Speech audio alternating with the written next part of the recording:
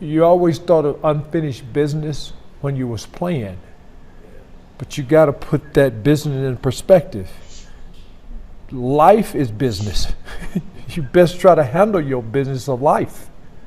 We all love a good underdog story, but Karl Malone's past isn't something to cheer for. His underage girlfriend from decades ago has finally spoken out, and the details are chilling. Get ready for a disturbing truth behind the legend. Karl Malone, famously known as the Mailman, was born on July 24, 1963, and he's a legend in the basketball world. Most of his career was spent with the Utah Jazz, where he and John Stockton were quite the dynamic duo. He was incredibly good, picking up 2 MVP titles and making it to 14 All-Star games. By the end of his career, he had scored a massive 36,928 points, placing him third on the NBA's all-time scoring list, only behind LeBron James and Kareem Abdul-Jabbar. Before he hit the big time in the NBA, Malone played college basketball at Louisiana Tech, helping his team make its first NCAA tournament appearance in 1984 and win the Southland Conference in 1985.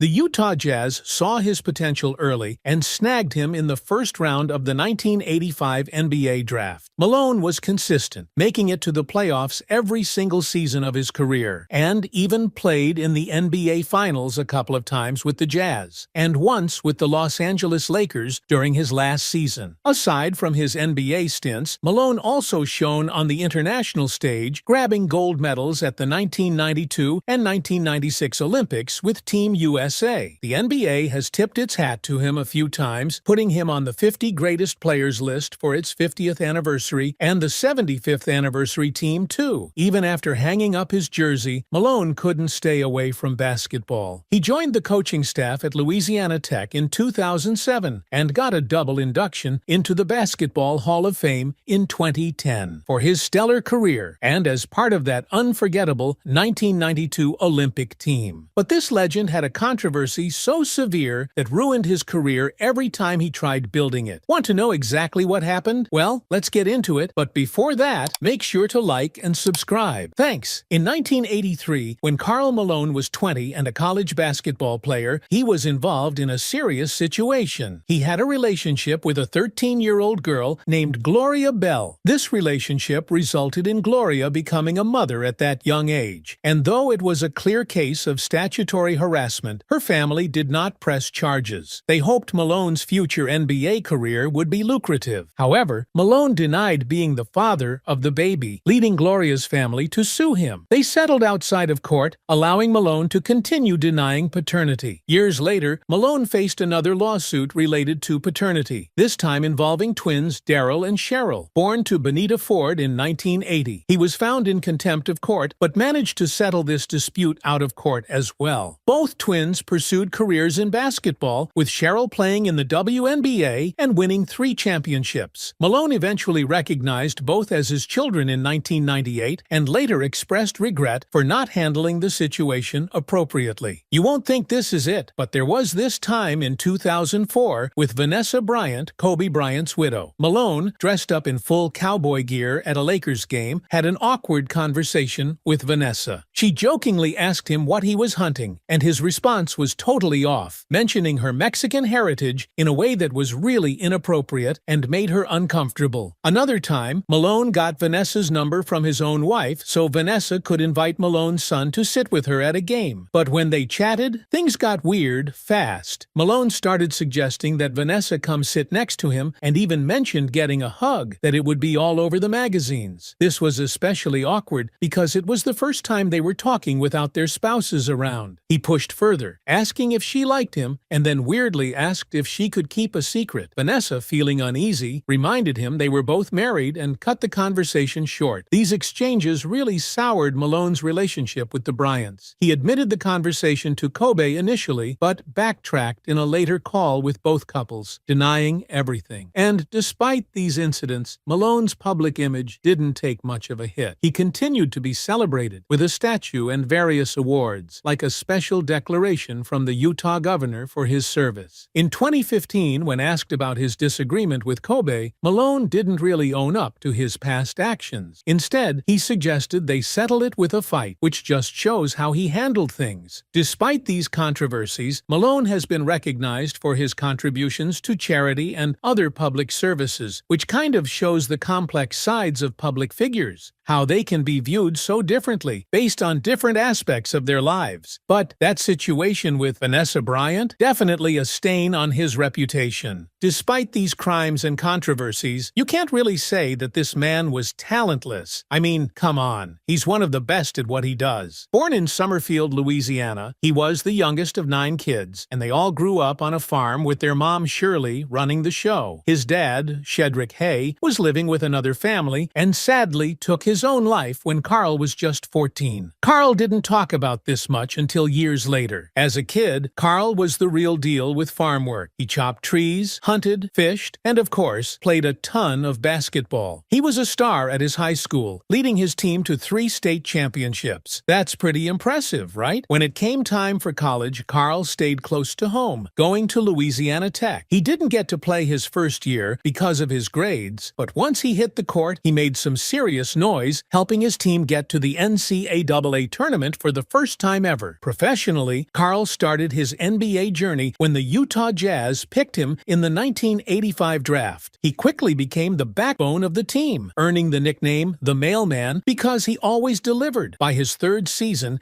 he was a key player and made his first All-Star game, and that was just the beginning. Throughout the late 80s and the 90s, Karl was consistently one of the top players in the league. He scored a bunch, grabbed rebounds like a boss, and wasn't afraid to play tough, though that did get him in hot water occasionally, like that time he had to sit out a game for a pretty rough foul. The 90s were golden for Karl. He snagged a couple of MVP awards and led the Jazz to the NBA Finals twice. Despite his incredible performances, grabbing that championship title just didn't happen. He and John Stockton, another legend, were famous for their pick-and-roll plays, making them one of the most feared duos in basketball. In a final shot at a championship, Karl joined the Los Angeles Lakers in the 2003 to 2004 season with big names like Shaq and Kobe Bryant. They started strong, but an injury sidelined him, and they fell short in the finals. After retiring in 2005, Karl didn't just disappear. He's been involved in coaching and even donated a nice chunk of change to Louisiana Tech. Now there's a statue of him in Salt Lake City next to John Stockton, a cool tribute to their legacy. Karl Malone's story. It's about hard work, resilience, and leaving a mark both on and off the court. On the court, Malone was a powerhouse, one of the best ever. His journey from a hardworking kid in Louisiana to a basketball legend is nothing short of inspiring. It shows just how much grit and determination can take you places. But Malone's story isn't all slam dunks and high fives. Off the court, his past actions, like his relationship with a young girl, cast a long shadow over his achievements. It's a stark reminder that our heroes are human too, often flawed more than we'd like to admit. So, how do we square this circle? How do we celebrate his professional highs while not turning a blind eye to his lows? It's a tough conversation, but an important one, reflecting on how complex our idols can be. If you've got thoughts on this, or any insights on how we should view public figures with mixed legacies, drop a comment below. And if you found this discussion intriguing, don't forget to like, subscribe, and hit that bell icon